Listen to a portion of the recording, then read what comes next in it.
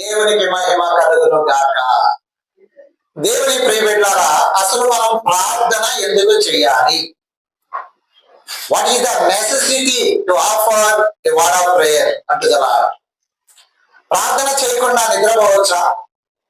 ప్రార్థన చేయకుండా అన్నం తినొచ్చా? ప్రార్థన చేయకుండా ఆ రోజు దినచర్య ముగించి ఆమె అని పడుకోవచ్చా అని ఒకవేళ అంటే యేసుక్రీస్తు వారి లోకంలో ప్రార్థన చేయవలసిన ఆవశ్యకతను తెలియజేస్తూ పరిశుద్ధ గ్రంథంలో ఇలా అంటున్నాడు. అందుకు చేయాలి వాక్యం. ఇప్పుడు మీరు చాలా రకాలైన ఉదాహరణలు చెప్పారు. ఒకరు రోగం పోవడానికి, ఒకరు బాధ పోవడానికి, ఒకరు మన సమస్య తీరడానికి, ఒకరు మేలు చేయడానికి, ఒకరేమో ఆయన మన కొరకు ఇంత త్యాగం చేసినందుకు అని ఇలా చెప్పారు. కానీ స్ట్రైట్ ఆన్సర్ ఏంటంటే according to the book of Matthew chapter 26 verse 41,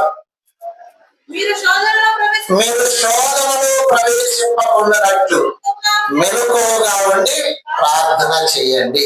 ఈ మాట విన్న తర్వాత నాకే శోధన లేదు అన్నవాడు నిద్రపడి, మాకే బాధ లేదు అన్నవాడు నిద్రపడి, మాకు అసలు ఎట్లాంటి సమస్య నాకు అసలు లేవండి అన్నవాడు నిద్రపడి, మాకు అసలు బాధే లేదు, వ్యాధి లేదు, బాధ లేదు, చీకు లేదు, చింత లేదన్నవాడు దిట్టంగా తినవచ్చు, దిట్టంగా పడుకోవచ్చు.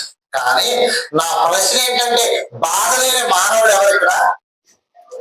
వ్యాధి లేని సోదరుడు ఎవరెక్కడ? సమస్య లేని సహోదరి ఎవరెక్కడ? ఇంత ఎంటైర్ ద వరల్డ్, ప్రపంచవ్యాప్తంగా ఏ మనిషిని పొట్ట విప్పి చూసినా పురుగులు ఉన్నాయి. మరి అలాంటప్పుడు శోధన, బాధ, వ్యాధి లేదని ఎలా నిద్రపోతున్నావు నువ్వు?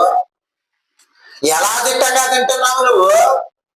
ఎలా పడుకుంటున్నావు నువ్వు? పొద్దున్నే లేచి 3 గంటలకల్లా ప్రార్థన చేయాలని బైబిల్ రేయి మొదటి జామున మొరపెట్టు నీళ్లు కుమ్మరించినట్లుగా ప్రభు సన్నిధిని నీ హృదయం కుమ్మరించమని బైబిల్ చెప్తావంటే నీ పనులు బాగా చేసుకున్నావు, నీ ప్రయాసాలు బాగా చేసుకున్నావు, నీకొచ్చే శోధన